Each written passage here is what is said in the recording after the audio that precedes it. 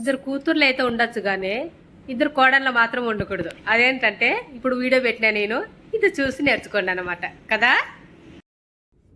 వస్తే శ్రీలత, శ్రీలత ఇంత ఉప్మాన చేసి పెట్టమ్మా. దగ్గు జలుబు వచ్చి నోరంతా ఏం చెడిపోయింది. తిన్నము అబ్బో ఒకటి వండి పెడతావు, నోరంతా చప్పగా ఉందమ్మా.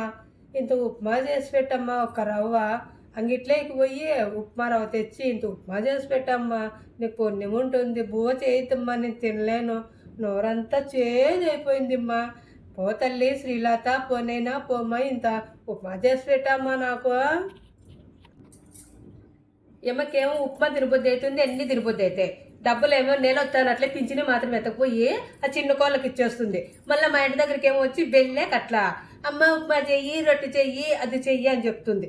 చాలా అతి పడుతుంది మా అత్త అయితే. కానీ ఇప్పుడు డబ్బులు ఉన్నప్పుడు అయితే కానీ అట్లా పింఛను వస్తే చాలు ఎత్తుకొని పోయి చిన్న కోళ్ళకి ఇచ్చేసి వస్తుంది. నేను ఏందన్నా చెప్తే గనా వాళ్ళ పిల్లలు వాళ్ళమ్మ వాళ్ళకి ఇక్కుంటే ఎట్లా అంటుంది. మరి మాకు పిల్లలు లేరా, మాకు ఆడపిల్లలు లేరా, మేము ఎట్లా అనుకుంటువి?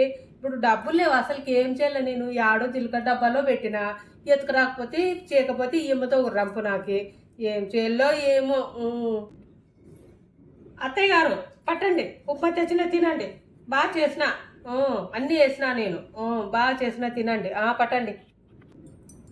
తేమ్మా తల్లి, తే ఇక్కడ తే. ఏంది ఇది ఉప్మానా? ఇది ఉప్మానా తల్లి? ఏంది ఇట్లుంది? కాలుతుంది కానీ పొగలేం పోతుంది. తిట్లకి ఏంది?